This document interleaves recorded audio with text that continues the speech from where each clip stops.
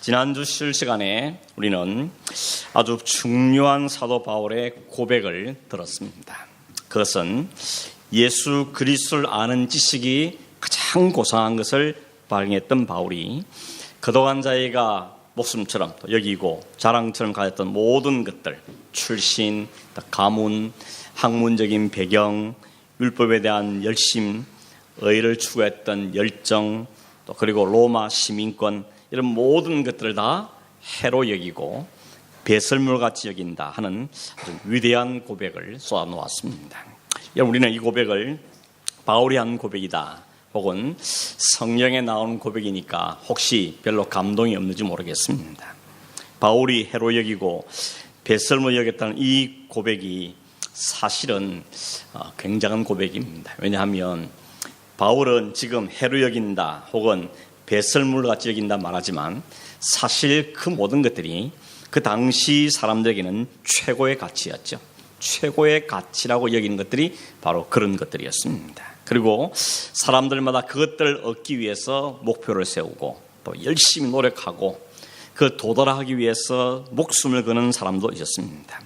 태어난 출생이야 어찌할 수 없다 할지라도 공부를 위해서 또 의를 이루기 위해서 시민권을 받기 위해서 온갖 방법을 동원해서 노력하는 사람들이 많았습니다. 그런데 바울은 그 많은 사람들 앞에 서문을 하기를 난 그걸 다 버렸다. 왜냐하면 그것이 내겐 해가 되기 때문에, 그리고 그는 배설물과 같기 때문에 나는 그거 다 버린다 라고 말했던 것입니다. 여러분, 이 말은 사실 엄청난 고백인 것입니다. 평생 쌓았고 평생 얻었고 평생 누리는 모든 것들을 다 버렸다는 것은 그 쉬운 일이 아닌 것입니다. 그것도 그냥 버린 게 아니고 해로 여긴다, 배설물처럼 여긴다 라고 말하는 것입니다. 이 말은 달리 말하면 이제 내 삶은 없다는 겁니다. 다 포기한다는 것이죠. 다 버린다는 것이죠. 아무것도 내게 의미는 없다 하는 고백을 하고 있는 것입니다. 이런 신앙적인 위대한 바울의 고백이 어떻게 가능했느냐, 그게 우리가 지난주 살펴본 것처럼 그 이유는 뭔가 하면 8절에 나와 있죠. 진짜 중요한 가치, 최고의 가치를 발견했기 때문인 것입니다. 그리고 그 안에서 이제 내가 발견되기 위해서다라고 이유를 이야기하고 있습니다. 그게 뭡니까? 7절, 8절, 9절에 보니까 그러나 무엇이든지 내게 유익하던 것을 내가 그리스도를 위하여 해로 여길 뿐더러 또한 모든 것을 해로 여김은 내 주 그리스도 예수를 아는 지식이 가장 고상하기 때문이라. 내가 그를 위하여 모든 것을 잃어버리고 배설물로 여김은 그리스도를 얻고 그 안에서 발견되려 하려 합니다 라고 말합니다. 한마디로 말하면 바울은 모든 것보다 최고의 가치, 최선의 가치를 뭐라고 본 겁니까? 그리스도인 것입니다. 그리스도를 소유하게 되는 것, 그리고 그리스도 안에 내가 거하는 것, 그것 있으면 그걸 얻기 위해서는 사실 모든 건 다 버린다고 이야기하고 있는 것입니다. 가장 가치 있는 것, 최고의 가치를 위해서 다른 건 다 버린다고 이야기하고 있는 것이죠. 이 말씀을 준비할 생각난 게 뭔가 하면 요즘 아침에 우리가 예수님의 천국 비유를 좀 보았죠. 새벽마다 마침 묵상하면서 천국 비유를 보았는데 화요일 날 나왔던 비유가 뭐였는가 하면 천국은 마치 밭에 감추인 보화와 같고 그리고 극히 좋은 진주를 구하는 장사와 같다, 이렇게 비유한 걸 보았습니다. 여러분, 큐티 하시니까 아시죠? 큐티 안 하십니까? 큐티 꼭꼭 하십시오. 제가 아침마다 새벽에 설교한 거를 그 자리에서 녹음해서 그 자리에 카톡으로 발송하고 있습니다. 지금 보니까 13분이 조인해서 아침마다 듣고 계시는데 그런 것도 있었나 싶으신 분은 이미 하고 계신 분들 계십니다. 누가 멤버인지 물어보시고 찾아가지고 조인하시기를 바라고, 그냥 조인만 하고 안 들을 분들은 조인하지 마시고 새벽마다 듣기를 원하시는 분들은 조인하셔서 들으시길 바랍니다. 예수님께서 말씀하시기를 밭에 감추인 보화 같다, 천국을 그렇게 비유하셨습니다. 그리고 그것을 가진 사람의 태도를 이야기하기를 그걸 보자마자 너무 기뻐하고 돌아가서 자기의 모든 소유를 다 팔아서 그 밭을 샀다 그랬습니다. 그리고 극히 좋은 진주를 발견한 사람도 집에 가서 자기 모든 소유를 다 팔아서 그걸 샀다고 얘기했습니다. 사람들 보기엔 이상하겠죠. 아니 난데없이 소유를 다 팔아가지고 밭을 하나 사는 걸 보면서 저 인간 왜 저러나 라고 이상하게 생각했을 겁니다. 왜 그렇게 했는가 하면 그 당시 유대인들 땅에는 전쟁이 자주 일어났습니다. 전쟁이 일어나면 가지고 있던 많은 보화들 어떻게 처리해야 됩니까? 요즘 같으면 은행에다 넣어두면 되지만 그 당시 은행도 없고 하니까 다 땅을 파고 밭에다가 감추어두는 것입니다.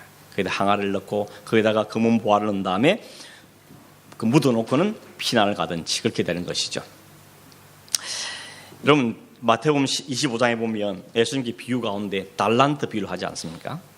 5달란트, 2달란트, 1달란트 이야기하는데 그 1달란트 받은 사람이 어떻게 했습니까? 땅에 묻어두었다 그랬죠. 우리식으로 생각하면 그걸 왜 땅에다 묻어두냐, 녹슬 텐데 그렇게 생각하기 쉽지만 그 당시에는 그게 가장 보편적이고 가장 안전한 방법이 잃어버리지 않는 그런 방법이기 때문에 한 것이죠. 한 데나리온은 한 달란트는 굉장히 많습니다. 한 달란트가 데나리온 따지면 6천 데나리온인데 데나리온의 하루 품삯이거든요.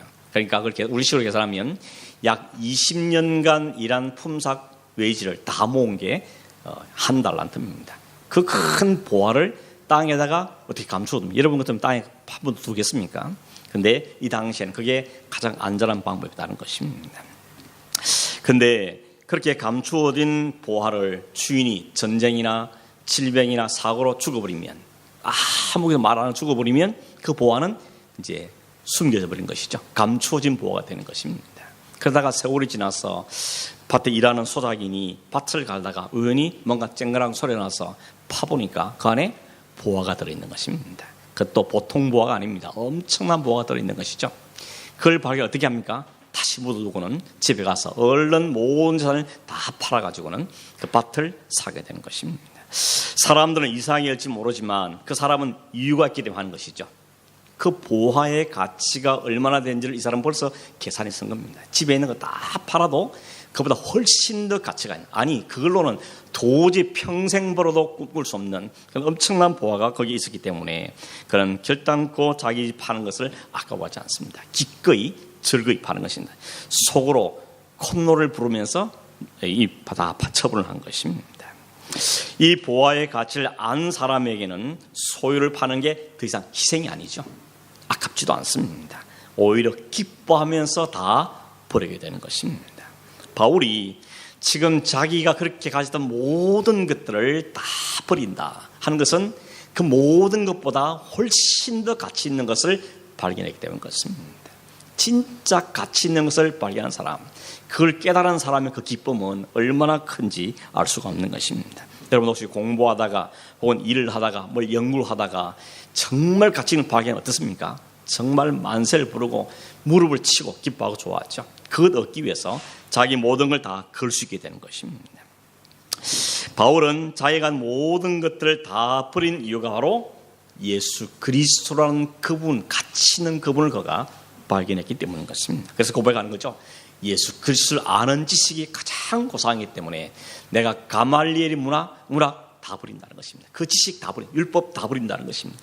그 안에서 진짜 의리를 발견했고 그 안에 진짜 가치를 발견했기 때문에 모든 걸 버린다고 이야기하고 있는 것입니다. 그리고는 이제 내가 그 안에서만 발견되기를 원한다. 그분 안에서만 내가 가치가 있는 존재다 하는 것을 고백하고 있는 것이죠. 여러분, 진정한 가치를 발견하고 깨닫고 그걸 소유한 사람에게 나오는 너무나도 자연스러운, 너무나도 당연한 고백이라고 말할 수가 있는 것입니다. 문제는 이 고백이 오늘 나의 고백이냐는 것입니다. 나도 이 바울처럼 이렇게 고백할 수 있느냐는 것입니다. 나도 하나님, 주님, 모든 것보다 주님 나의 최고의 가치입니다. 다 잃어도, 아니 내가 다 버려도 주님 안에 있음에 주님이 나의 주인인 것 때문에 나는 기꺼이 감사하고 찬양하고 할 수 있는 것 있다고 고백할 수 있느냐는 것입니다. 그게 고백이 되어져야 됩니다. 왜냐하면 그게 성도이기 때문에. 그 고백을 할 수 있는 사람이 그리스도인인 것입니다. 오늘 여러분, 수많은 사람들이 주일이 되면 교회를 찾습니다. 찬양도 드리고 또 기도도 하고 또 설교도 듣고 또 봉사도 하고 그렇게 교제도 하고 그렇게 삽니다. 그런데 성경은 그렇게 하는 것이 그리스도인의 증거라고 말하지 않죠. 오늘 바울 같은 고백을 할 수 있는 사람이 성도다, 그리스도인이라고 성경은 우리에게 분명히 말씀하고 있는 것입니다. 만약에 그리스도인이란 이 고백이 되어지지 않으면서 하는 것이다면 그건 다 헛된 것인 것이죠. 그러므로 여러분, 오늘 우리에게 바울의 했던 이 고백을 진심으로 할 수 있는 사람이 되어야 되는 것입니다. 자신 있으십니까? 이렇게 고백할 수 있습니까? 그냥 남들같이 찬양할 때만 같이 부르는 거 말고 진짜 내가 진심으로 중심으로 나 혼자서 주님 앞에서, 하나님 앞에서 정말 주님 나에게 최고의 가치가 맞습니다. 정말 주님 앞에 내가 모든 걸 다 내어놓습니다. 이 고백을 할 수 있냐 하는 것입니다. 혹시 여러분 자신이 없으십니까? 바울을 보십시오. 여러분, 바울이 어떻게 그 고백을 하게 되었습니까? 자기가 노력해서 그랬습니까? 아니면 가말리엘에게 공부한 그 학문의 결과로 이루어진 거겠습니까? 아니면 율법을 열심히 지켜서 얻은 것이겠습니까? 아니죠. 그에게 이 고백이 나타나 있는 그 중요한 이유는 뭔가 하면 그리스도께서 바울을 찾아가 주신 것입니다. 바울을 만나주시고 그의 눈에 비늘을 벗겨주시고 영안이 떨어지게 하시고 듣지 못한 음성을 듣게 해주셨습니다. 그게 성령의 역사였던 것이죠. 성령께서 바울의 마음을 사로잡고 그 마음의 진리를 깨닫게 주신 결과였던 것이죠. 그래서 우리는 이걸 한마디로 말하면 그럽니까? 은혜입니다. 이렇게 말하는 것이죠. 은혜입니다. 바울이 된 것은 오직 하나님의 은혜의 선물이었던 것입니다. 바울은 그 사실을 아주 뼈저리게 경험했습니다. 그래서 바울이 편지에서 가장 많이 사용하는 단어가 뭐냐 묻는다면 은혜라는 단어입니다. 그리고 편지 쓸 때마다 그러죠. 하나님 은혜, 그리스도의 은혜, 성령의 은혜가 너희 분들에게도 있기를 바란다 라고 은혜를 강조하고 있는 것입니다. 정말 소원하기는 오늘 우리와 또 우리의 자녀들이 또 우리 교회 성도들이 이 고백을 다 할 수 있게 되기를 간절히 바랍니다. 이게 최고의 소원인 것이죠. 이것 안 되면 아무도 아니기 때문에 우리의 자녀들이, 우리 성도들이 이 고백을 해야 될 텐데, 이 고백을 하고 살아야 될 텐데 하는 마음을 가지게 되는 것입니다. 바울이 만난 그리스도를 만나고 바울을 통하여 바울이 깨달았던 그 주님을 깨닫고 그 은혜를 고백하고 그 안에 자신을 다 내려놓을 수 있는 그런 역사들이 오늘 우리 안에, 우리 가정 안에, 교회 안에 일어나기를 주님으로 축원합니다. 사실 그게 교회가 존재하는 이유죠. 목사가 설교하는 이유고, 그리고 우리가 기도해야 될 가장 중요한 기도의 제목이 아닐 수가 없는 것입니다. 그 위대한 고백 다음에 오늘 본문이 이어지는데, 오늘 본문에 보면 바울은 그 고백을 한 다음에 이제 다 됐다, 이제 끝이다 라고 말하지 않습니다. 오히려 바울은 뭐라 그럽니까? 예수를 만났고 믿었고 구원을 얻었고, 그러니 다 됐다고 말하지 않고 오늘 뭐라 그럽니까? 내가 더 알기를 원합니다. 더 경험하기를 원합니다. 그리고 내가 더 도달할 자리가 있다고 이야기하고 있다는 것입니다. 오늘 10절, 11절, 12절을 읽었는데 10절, 11절을 현대인의 성경을 읽어보면 이렇게 되어 있습니다. 내가 원하는 것은 그리스도를 바로 알고 그분의 부활의 능력을 체험하며 그의 고난에 참여하고 그분의 죽음을 본받아 어떻게 쓰든 나도 부활하는 것입니다. 세번역 성경에는 이렇게 되어 있습니다. 내가 바라는 것은 그리스도를 알고 그분의 부활의 능력을 깨닫고 그분의 고난에 동참하여 그분의 죽으심을 본받는 것입니다. 그래야 나는 어떻게 쓰든지 죽은 사람들 가운데서 살아나는 부활에 이르고 싶습니다. 여기 동사가 여러 개 나오는데 실제 헬라어 성경이나 또 이걸 번역한 영어 성경에는 동사가 2개 나옵니다. 하나는 알기를 원합니다. 첫 번째 동사고, 두 번째는 그 주님 같이 되기를 원합니다. 본받기를 원합니다. 이 두 단어가 나오고 있습니다. 뭘 알기를 원하는가 하면 세 가지를 알기를 원한다는 거죠. 그리스도를 알고, 부활의 권능, 능력을 알고, 고난에 참여하는 것을 알기를 원합니다. 이 세 가지를 알기 원한다고 이야기하고 있습니다. 그리고 그분같이 되기 원한다. 어떻게 하는가 하면 그분같이 죽기를 원하고 그분과 함께 죽은 자 가운데서 부활하기를 원합니다. 그렇게 되기를 원합니다 하는 것이 바울의 소망하는 것입니다. 여기서 우리가 알게 되는 것이 바울이 이제 예수를 만났고 또 자신이 얼마나 죄인이었으며 얼마나 헛된 것에 매여 살고 있었고 뿐만 아니라 그동안 얼마나 빗나간 열심으로 교회와 그리스도를 핍박한지를 분명히 알게 되고 그걸 다 회개하고 이제 그리스도인으로, 그리스도의 종으로 그리스도인이 된 것이 끝이 아니고 새로운 시작이라고 말하고 있다는 사실인 것입니다. 무슨 말인가 하면 우리가 자신이 죄인 됐다는 것을 깨닫고 예수 그리스도의 십자가의 은혜로 의로운 자가 되었다는 것을 깨닫는 것이 마지막이 아니고 그때부터 비로소 시작됐다는 것입니다. 이제 그리스도인의 삶이 시작된다는 것이죠. 마치 이스라엘 백성들이 애굽에서 나올 때 하나님이 인도한 다음에 가나안 땅에 바로 집어넣지 않고 광야 40년을 지나게 만듭니다. 그때 어떻게 구원받았죠? 어린 양의 피가 발린 집에 있는 사람들이 구원을 받습니다. 그래서 장차 예수 그리스도 통하여 구원받는 걸 상기하는 것이었죠. 그렇게 그 시를 통하여서 구원받았으면 곧바로 가나안에 보내면 좋을 텐데 광야 40년을 돌립니다. 거기서 뭐합니까? 그들이 모두 옛것을 버리고 하나님을 배우고 하나님의 백성다운 삶이 뭔지를 배워가고 하나님 누구신지 알아가는 그 작업을 40년 동안 하게 한 과정이 광야의 훈련의 과정이었던 것입니다. 바울은 예수 그리스도를 알고 믿게 된 후에 그분을 더 알고자 하는 열망이 그 마음속에 생기는 걸 보게 되었습니다. 왜냐하면 이제는 그리스도의 사람이 되었고 그리스도의 종이 되었고 그리스도인이 되어졌기 때문에 그 그리스도의 삶을 살기 위해서는 내가 더 알아야 되겠다는 것입니다. 더 배워야 되겠다는 것이죠. 더 알아 경험해야 되겠다는 것을 고백하고 있는 것입니다. 우리가 보기에는 바울 정도의 지식이면 뭐 더 알 게 뭐 있겠습니까?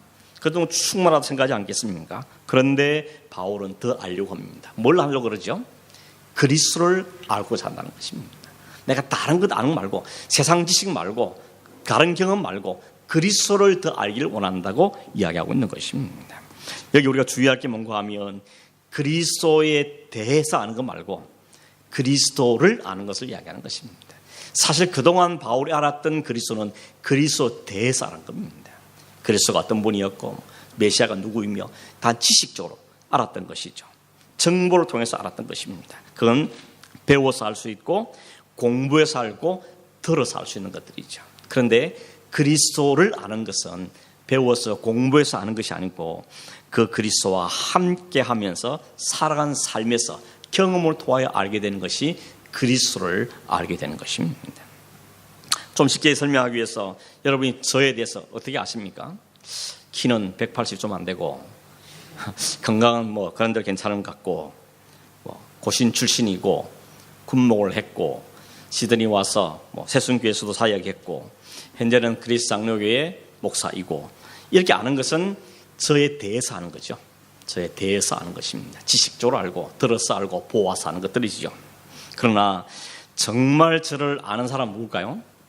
정말 저를 아는 사람은 가장 잘 아는 분은 그래도 부모님이겠죠. 태어날 때부터 기르고 자라고 장가 보낼 때까지 데리고 살았기 때문에 저의 약점을 제일 잘 알고 뭘 잘하는지 뭘 못하는지 뭘 조심해야 되는지 잘 아시는 분이 부모님인 것이죠. 그 다음에 그래도 저를 잘 아는 사람은 누구겠습니까? 26년째 살고 있는 제 아내겠죠. 근데 사실은 다 모릅니다. 알아가고 있는 거죠. 아직도 속고 아는 게 많이 있는 것입니다. 그러나 사실 여러분 이렇게 아는 것이 다 아는 것은 아니라는 것이죠. 그런 점에서 우리가 예수 그리스도를 안다 말하는데 그 안다는 게 어떻게 아냐는 것입니다. 지식을 아는지 주일학교부터 교회를 열심히 다녀가지고 들어서 알고 배워서 알고 외워서 아는 것 그것은 그리스도에 대해서 아는 것입니다. 그런데 바울은 그리스도에 대해서 아는 건 이제 그만하고 그 지식은 충만 넘치도록 가지고 있는 것입니다. 그것 말고 그리스도 그분 자체를 알기를 원한다고 말하는 것입니다. 그분을 알려면 어떻게 해야 됩니까? 그분 안에 거하고 그분이 내 안에 거하는 삶이 연합되는 게 필요한 것이죠. 이게 유니온, 그리스도와 연합되는 것이 그래서 중요한 것이죠. 그래서 생각을 내가 이해하게 되고 그리스도의 마음을 이해하게 되고 그 말씀을 깨닫게 되고 하는 이런 일들이 우리 안에 일어나게 되기를 바울이 간절히 바라는 것입니다. 그러므로 바울처럼 예수를 믿게 된 사람은 그때부터 끝이 아니고 이제 완성이 아니라 이제 다시 본격적으로 새롭게 출발하는 것입니다. 언제까지요? 우리가 죽을 때까지. 그때까지 우리는 부지런히 그분을 알고 배워가고 경험하여서 그분이 내가 알아가는 작업 우리에게 필요한 것입니다. 왜 그렇게 알고 싶어 하죠? 바울에게는 이제 다른 건 다 버려버렸습니다. 예수만 나의 전부가 됐기 때문에 나의 전부인데 모른다는 건 말이 안 되는 것이죠. 내가 예수를 믿고 예수가 나의 전부라고 말은 하는데 주님이 나의 주인이고 나의 모든 것에 고백은 하는데 그분에 대해서 모른다는 것은 말이 안 되는 것입니다. 그래서 그리스도의 안에서 이제는 자기가 살아야 될 삶의 이유와 삶의 목적과 삶의 방향이 다 그분 안에 있기 때문에 그분을 알아야 되는 것입니다. 그분을 모르고는 그분의 삶을 함께 살아낼 수가 없다는 것입니다. 그래서 여러분, 그리스도인의 삶에서 그리스도를 알아간다는 것은 필수입니다. 필수 과정입니다. 이건 정말 당연한 일이라는 것입니다. 여러분, 왜냐하면 우리에게 믿음이 생기면 어떤 열망이 따라오는가 하면 그리스도를 알고자 열망이 따라오게 되어 있습니다. 믿음이 생겼는데 그리스도에서 아무 관심이 없다. 그러면 그 믿음은 생각해 봐야 되는 것입니다. 그건 그냥 지식적 믿을 수 있습니다. 그냥 내 착각일 수 있는 것입니다. 정말 내가 그리스도를 알게 되고 죄를 회개하고 그리스도를 내 주인으로 모셨다면 내 마음에 그리스도를 좀 더 알아야 되겠다. 그분이 도대체 나에게 어떤 분인지, 나에게 어떻게 나를 구원하시는지, 나에게 바라는 삶은 무엇인지, 그분이 목표하는 건 뭔지, 도대체 내가 어떻게 살기를 원하는지, 내 인생을 어디까지 이끌어갈 것인지, 거기에 대해서 알고자 하는 열망이 우리 안에 생기는 게 너무 당연한 것입니다. 그래서 성경도 읽어봐야 되겠고, 성경 공부도 하고 싶고, 좀 책도 보고 싶고, 이런 열망들이 우리 안에 생기는 게 너무 자연스럽고 당연한 일이라는 것입니다. 여러분에게 그런 마음이 있으십니까? 그 마음이 있어야 하는 것입니다. 그 마음이 식어져 버렸다면 다시 한번 회개해야 되는 것입니다. 하나님, 내 마음이 식어졌습니다. 내게 주님에 대한 갈망이 식어졌습니다. 말씀에 대한 열망이 사라졌습니다. 기도를 안 하고 살아도 아무런 감정이 없습니다. 그런 마음 생기면 정말 주님 앞에 회개하며 주님 앞에 나아가야 되는 것이죠. 바울은 지금 그런 의미에서 나의 전부가 되신 나의 모든 된 그분을 알아야 되겠다. 이 마음을 가지고 내가 간절히 바라는 것은 그분을 알기를 원한다라고 말하는 것입니다. 뿐만 아니라 또 뭘 알기를 원하는가 하면 그분이 부활의 능력을 알기를 원한다 그럽니다. 여러분, 바울은 부활의 능력, 부활의 파워, 부활의 능력을 알기를 원한다고 말합니다. 왜냐하면 유대인들은 다 뭐라는가 하면 죽음으로의 끝이라고 생각했습니다. 더군다나 십자가에 죽는다는 것은 저주의 죽음이라고 생각했습니다. 그러므로 그 예수께서 십자가에 죽으셨기 때문에 저분은 실패했다, 저분은 저주를 받았다라고 생각했습니다. 바울도 그렇게 생각했습니다. 그런데 그렇지 않았던 것이죠. 이방인은 어떻게 생각했습니까? 가장 미련하고 어리석은 죽음이라고 생각했던 것입니다. 그런데 바울이 그 부활하신 주님을 만났던 겁니다. 바울은 생전에 살아계신 주님을 만난 것이 아니고 부활하신 주님을 다메섹 도상에서 만났습니다. 그리고 그분을 만남으로 부활하신 그 능력이 그를 완전히 새롭게 만드셨죠. 그 인생을 바꾸어 놓은 것입니다. 그렇기 때문에 바울은 그 부활의 능력이 자신에게도 충만해지기를 간구하게 부탁하고 있는 것입니다. 왜냐하면 내가 그 능력으로 살았기 때문에 그 능력이 어떤 능력인지, 그 능력이 어떤 능력인지를 내가 알기를 원한다고 고백하고 있는 것이죠. 로마서 1장 4절에 보면 예수 그리스도 말하기를 그분은 성결의 영으로는 죽은 자들 가운데서 부활하사 능력으로 하나님의 아들로 선포되신 분이라고 이야기합니다. 예수님이 말씀하신 대로 죽은 자 가운데 3일 만으로 살아나셨죠. 그리고 하나님의 아들로 인정되셨다고 말합니다. 만일 죽음이 끝이라면, 부활하지 않았더라면 예수님도 여전히 죄의 결과로 죽은 한 사람의 성인 군자에 불과한 것입니다. 그런데 주님께서 부활하심으로 그가 하나님의 아들 되셨다는 것을 인정을 받으셨다고 말씀하고 있는 것이죠. 그가 아니면 자신의 죄 때문에 죽을 수밖에 없는 사람이었던 것이죠. 그 하나님의 아들로서 우리의 모든 죄를 대신해서 죽었다는 사실을 부활하심을 통해서 증명해 보이신 것입니다. 그래서 바울이 그러죠. 고린도서 15장에 보면 만일 부활이 없다면 우리가 전파하는 것도 헛것이고 우리가 믿는 것도 헛것이고 하나님도 헛것이고 이 세상뿐이라면 우리 이 세상 사람 가운데 우리가 가장 불쌍한 사람들이라 이게 미친 짓을 하고 있는 거죠.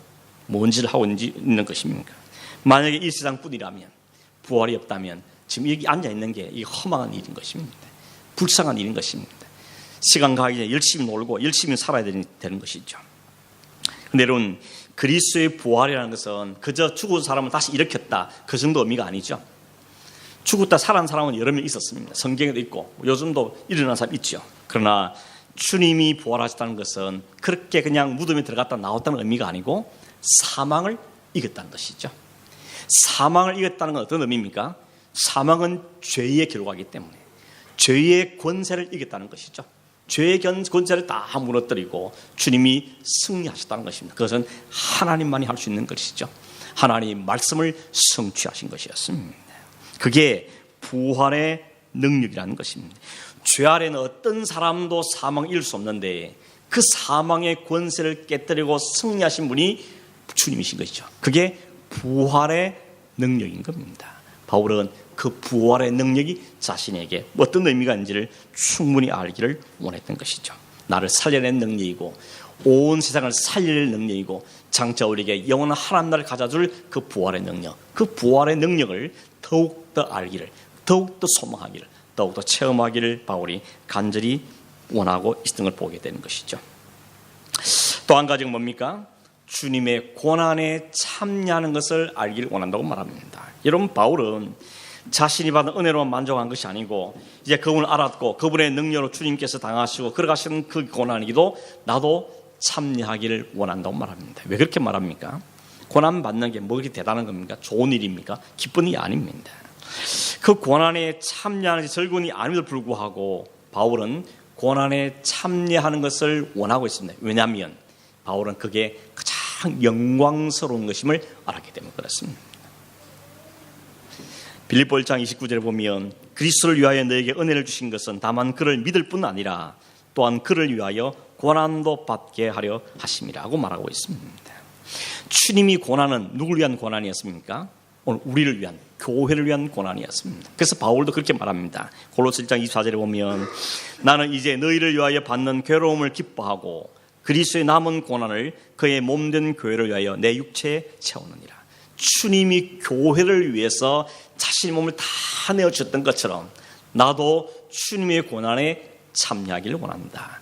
그 의미로 고난 받는 것은 내게 영광이라는 것입니다. 왜냐하면 그 고난을 참여한 것이 내가 그리스도인 되었음을, 그리스도의 제자임을, 그리스도의 종임을 증명해 주고 있기 때문에 그 고난 받으면서 저 사람은 진짜 그리스도를 따르는 사람이 맞구나, 그리스도가 가는 길을 걸어가는 사람이구나, 저 사람은 그리스도인이구나, 나는 어떤 것 바꿀 수 없는 영광스러운 호칭이기 때문에 그는 그 영광스러운 그 길을 가기를 원했다는 것입니다. 여러분, 어떻게 이런 고백들을 할 수 있습니까? 어쩌면 이런 고백 때문에 오늘 우리에게는 없는 고백은 혹 아닙니까? 이 고백에 나올 수 있던 유일한 이유는 뭔가 하면 바울에게 나온 게 아니었습니다. 12절에 나오죠. 바울이 사로잡혔기 때문이라고 말합니다. 내가 사로잡혔다고 표현하고 있습니다. 뭐에 사로잡혔습니까? 하나님의 은혜가, 그리스도의 은혜가 그를 덮은 것이죠. 성령의 은혜가 그를 확 사로잡은 것이, 그 마음을 붙잡은 것입니다. 그러니 그 마음에 도저히 인간의 본성과 인간의 욕심과 인간의 자연스러운 생각이 나올 수 없는 마음과 열망과 간절한 고백들이 나오게 되더라는 것입니다. 오늘 우리는 마찬가지인 것입니다. 우리가 어떻게 예수를 향한 이런 고백을 하게 되어집니까? 그리스도께서 우리를 잡으셔야 되는 것입니다.